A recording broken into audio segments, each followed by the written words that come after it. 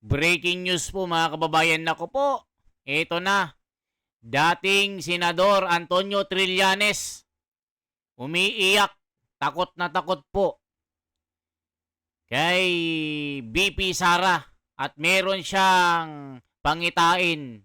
Ito po, ex-Senator Trillanes pangitain para po sa atin na mga naniniwala po kay Sara Duterte. Isa po itong good news. Pero ito pong balitang ito, bad news po sa mga dilawan, bangagan, tangalista, bobolista at mga loyalistang hindi naliligo sa katotohanan. Maligo-ligo kayo kasi hanggang ngayon ay bulag-bulagan kayo sa nangyayari ngayon. So ngayon po, talagang nagkakagulo na sila mga kababayan. Paano nila bubuwagin? Paano nila susugpuin para mawala si Sara Duterte? Mga kababayan ko, meron lang akong ipakita sa inyo. Ito po sabi ni Trillanes mga kababayan. Pero bago ang lahat pakinggan po natin si retired General Macañas. Ito po ang sabi niya. Bakit ba takot na takot si Trillanes? Bakit kinikilabutan ito? Bakit kaya? Ano ba ang masasabi niya kay Sara Duterte? Bakit takot na takot si Bangagista dito? Ito po. Magandang araw mga kaibigan. Bigyan natin ng reaction, opinion itong post Feed Your Mind Incorporated. Pahayag ito ni ex-Senator Trillanes. Kung sakali maging presidente si BP Sara sa 2028, ano ang mangyari? Ito, sabi niya, sa 2028, kapag naging presidente si Sara Duterte, sigurado ang speaker niyan si Pulong. Tapos si Baste ang DILG. Pagdating ng 2034, magro-rotate yan hanggang makarating kay Kitty Duterte.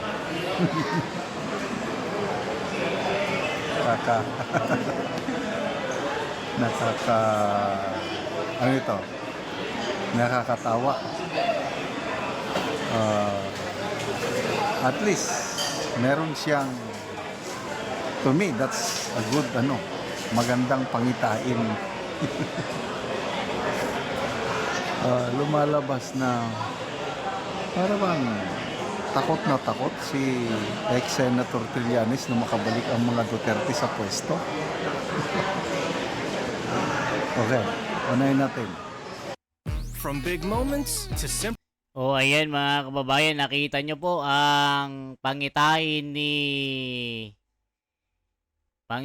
po ni Trillanes. Ito sabi nyo, ayan Trillanes, aminadong baka ito na ang kanilang huling pagkakataon. Itong 2026, make or break na ito. Pagka hindi mapanagot yung mga Dutertes, itong 2026 ay palakas na yan ng palakas in the lead up to the 2028 election. Isipin nyo, pag si Sara Duterte ang naging Pangulo, ang magiging speaker si Pulong. Yari na kayo. Ang DILG, secretary, si Basti Duterte, alam na di sa mga kababayan kung saan ang braha. Alam na Trillanes kung saan ka pupulutin.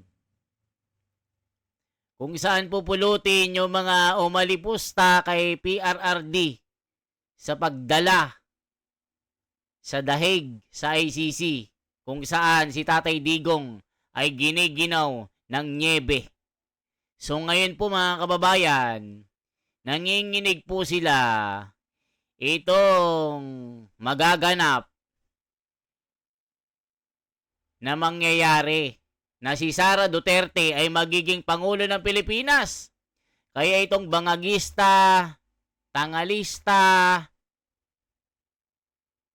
ano pa, durugista, kemerut, mga pinklawan, dilawan, at kung ano-ano pang tawag dito sa mga tanga-tanga na ito. Kasi naman mga kababayan, isipin nyo, kaliwat kanan na po ang mga pagnanakaw. Kaliwat kanan po ang mga issue ng korupsyon. Yung mga tangalista na vlogger, mga nagpapakilala na solid tangalista, hanggang ngayon po bulag-bulagan sila. Hoy, maligo-ligo kayo. Nang mahimasmasan kayo ng katotohanan. Tignan nyo si Trillanes, oh. Nakikita niya ang nangyayari. Tignan nyo ang nangyayari ngayon. Pati AFP, mga matataas na opisyal ng mga sundalo. Diba? Itong bali-balita, 5 general at isang koronel na si Coronel Manggao na mas ginustong mag-withdraw na lang ng suporta kay BBM. Tama na, sobra na. Diba mga kababayan ko? Ituloy pa natin kung anong sinasabi ng video ni General Macañas dito. Ito po ang balita. Diba mga kababayan? Si Trillanes hindi na alam kung anong gagawin. Kung ano-ano nang mga binibitawan na mga kaso ni Sara Duterte. Na kesyo kay Madriaga, kay sino pa itong si Father Flaviano na mahilig po sa mga malalaswang mga palabas sa FB. Nakalike po ito. At ito ay 17 years na nagdudruga. Di ba mga kababayan? Na nagpapakilala na kapatid daw. Kapal ng mukha nito. So ituloy pa natin. Ano bang sinasabi dito mga kababayan? Pulong Duterte, Speaker. Tanong, yung 6 years na naging presidente si Tatay Digong, binigyan ba niya ng posisyon si Pulong? Wala. May nabasa akong article na yun nga, nung nagpresidente na si Tatay Digong, merong move, merong galawan ng mga kongresista na gawin nilang Speaker of the House si Congressman Pulong. Nung nalaman yun ni Tatay Digong, nagalit daw. Huwag niyong gawin yun. Tapos si Congressman Pulong Duterte din, nagbabala, I will resign. Sabi niya, pag gawin niyo akong speaker, magre-resign ako. So, ibig sabihin, may delikadesa na hindi porke presidente na si Tatay Digong ang anak niya gawing speaker. Hindi nangyari yan. Kaya itong pangamba ni ex-Senator Trillanes, to me, malayo. Hindi ganyan ang mga Duterte. Hindi sila kapit tukok sa pwesto. Hindi, malayo yan. Siguro kung magiging presidente si Sara Duterte, magiging ang mga magiging Speaker of the House, yung mga sumusuporta sa kanya ngayon, wala pa akong makita eh. Sino bang mga kongresista na alangan naman si baka biglang si Kiko Barsaga. Ano sa tingin niyo? Kiko Barsaga or Libeste? Alam, masyado pang bata. Ako kung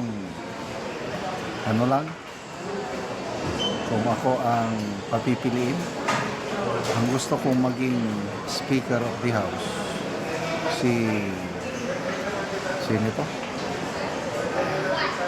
Congressman Toby Chanko. Kahit ano yan, kahit maka Marcos, kailang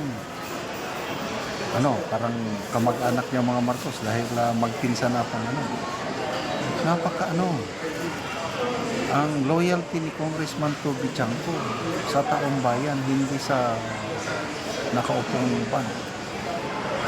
Talagang believe ako dito kay Congressman Toby Chanko. Yan ang gusto kong sana ngayon maging Speaker of the House. Anyway, ayan, never na magiging Speaker of the House si Congressman Pulong pag nagpresidente na sa VP Sara. Next, yung DILG Basti.